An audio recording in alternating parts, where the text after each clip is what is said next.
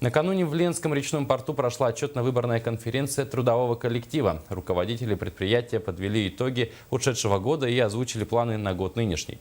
Кроме того, на собрании выбрали делегатов для участия в конференции «Алмаз», «Дорс Транс» и компании «Алроса». Сергей Евсюков продолжит.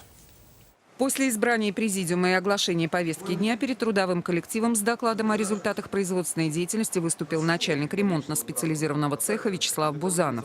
По его словам, в 2014 году РСЦ справился со всеми основными плановыми показателями, выполнив в общей сложности 40 капитальных и 748 текущих ремонтов. За последний год ремонтно-специализированный цех расширился сразу на 2 участка. О том, что он стал сегодня самым многочисленным в составе комбината, и о программе реформирования ремонтной деятельности в подразделениях компании продолжил говорить главный инженер Удачинского ГОКа Сергей Павленко. Рассматривается формирование единого управления в составе акционерной компании. Но это еще все под вопросом, поэтому на сегодняшний день никаких изменений, никаких резких, так скажем, движений в этом направлении не будет. В продолжении собрания с отчетом об итогах работы профсоюзного комитета за 2014 год и планах на 2015 выступил председатель правкома Удачинского ГОКа Виктор Иващенко. Все вопросы, которые будут здесь не решены, мы будем дальше озвучивать проблемные вопросы. Но хочу сказать, что на сегодня методика единая по специальной оценке условий труда.